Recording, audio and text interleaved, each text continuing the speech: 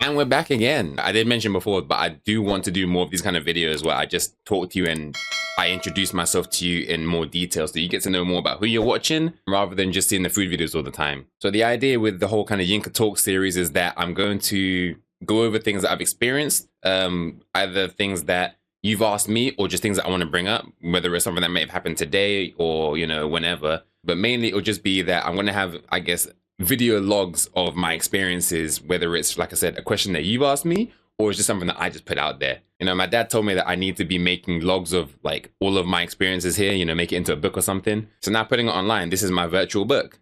I now have my stories being saved online for everyone to see. By the way, y'all look amazing today. So just a few days ago, I made a video where I was talking about my new sort of schedule, the fact that I'm going back to work, which means that I'm not going to have the time to be able to make as many videos, at least the videos where I'd be going out and eating and stuff, as frequently as I was during the holiday. The summer holiday meant that I had a lot more time to just go out and do stuff. Now my time is obviously divided between work and social media. And social media, it's still a hobby for me. So it's still something that takes the back seat. But the thing is though, obviously, like I really do enjoy making content, making videos, enjoyable stuff. So I'm obviously going to keep doing that. And doing this kind of video is good because it allows me to post more. Also, I want to put out, look at this.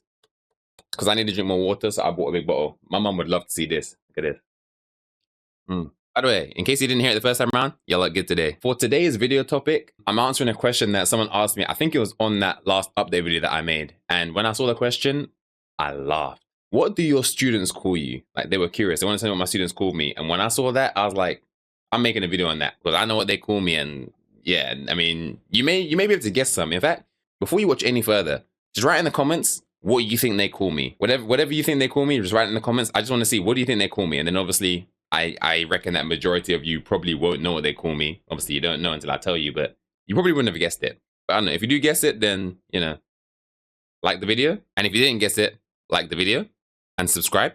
There are a few nicknames I get at the school, and they obviously get mixed between English and Chinese. It depends on the student. I've given the students my English name. The thing is, that's what I used to do all the time. I would just give them my English name just because that's kind of how I'm used to being, referred to. I'm just used to people calling me Yinka, but I do actually have a Chinese name. But when I was at school, I would just give them my English name majority of the time. There were a few reasons why I did that. One of the reasons is that I don't want the children to know about my Chinese level because I feel like it becomes a thing of when they know that I can speak Chinese, like we can have a conversation and stuff like that, it makes it more difficult for me to be able to teach them because they're going to rely more on my Chinese ability rather than them trying to improve their English because it's just so much easier. So I give them my English name. I give them the name Yinka. Now, the thing is, Yinka, it does fit into their phonetic system. So, I mean, if I gave them Chinese characters to go with that, then they'd probably remember it. But since I don't actually have any Chinese characters associated with my name, I just never did it. Because you can split my name up into Yin and Ka.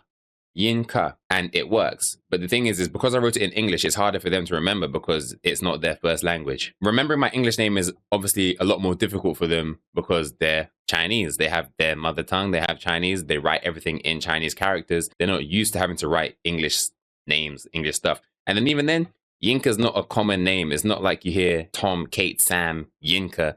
My name doesn't fit into that sort of category. You don't ever see my name in an English book. So what ends up happening is the children will obviously kind of give me names based on just their observation. So one of them is just teacher. Thing is, they'll just say teacher because I'm their teacher. And the thing is, they'll say it in English because I'm like one of their only English teachers, if not the only English teacher. At least I'm the only foreign English teacher for them. They'll just say teacher. And since they're speaking in English and they're saying teacher, then I know that they're talking about me. Now, there is one other foreign teacher as well. He also gets called teacher as well. So, I mean, there can be confusion there. So there's actually another nickname, which obviously makes it so that I know 100% that it's me. Again, like I said, they kind of go for observations. So what's a very clear observation you can make about me? My skin color.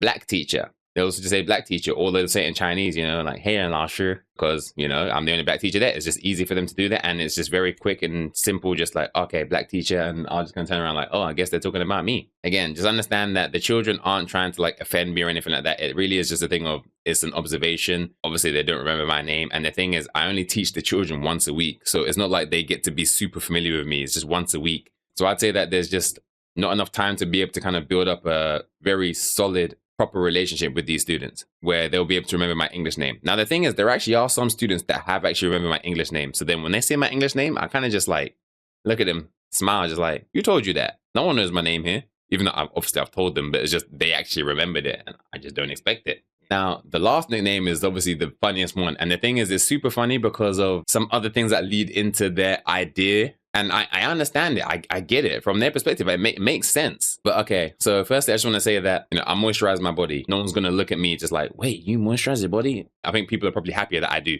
So I use a cream that I grew up with back home just because it's something that I'm familiar with. Obviously, I've had some other brands that I've tried here, but ultimately, I just wanted to have what I'm familiar with. So I use cocoa butter. Now, the thing is in China, I don't think that creaming your body is like a super common thing. I don't know how, many. I don't know what sort of percentage of people actually cream their body here. Most people, I can say confidently, don't know about cocoa butter. The children don't see me put on cocoa butter. Cocoa butter, I'll put it on at home, or I also have a bottle at work. So I'll have my cocoa butter at work and I'll cream myself when I need to. So now I've got the smell of cocoa butter on my skin. The children aren't aware about cocoa butter. They don't know what cocoa butter is. They haven't used it. They don't know anyone else that's using cocoa butter. So for them, it's kind of like, teacher, why do you smell like that? And the thing is, it doesn't help as well that my skin color is obviously brown as well, where it's like, oh, okay, brown skin, and you have this smell on you. Well, what is this? I ended up adopting this nickname of chocolate teacher or 巧克力老师. They can smell the cocoa butter and they think it's chocolate, and then the skin color being this complexion, in their mind, it just makes sense. It's like, teacher, you can't fool me. Like, you're a chocolate teacher. Like, you're a chocolate person. Until they understand about cocoa butter, they won't understand that, oh,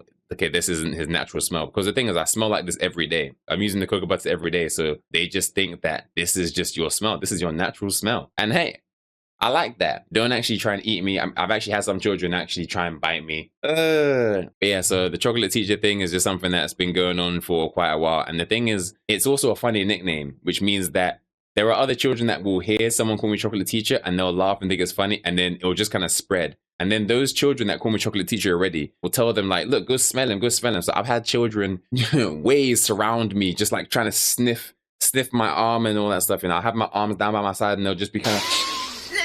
But again, I also just want to once again say that they're not trying to be offensive or anything like that. It's just observations. And obviously with stuff like cocoa butter is another observation where it's just like, he has this smell. He smells sweet. He smells chocolatey and he has chocolate skin.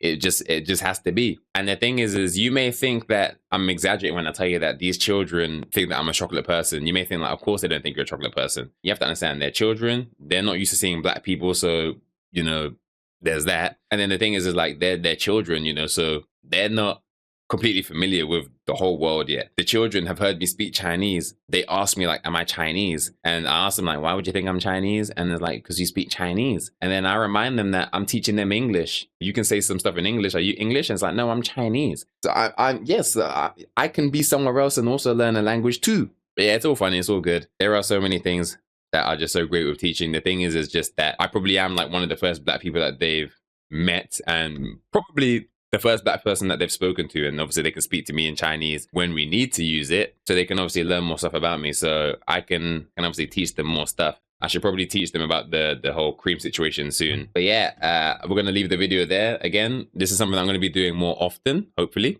Y'all look good today, you know that? Have a good day, y'all. Peace. Y'all look good today.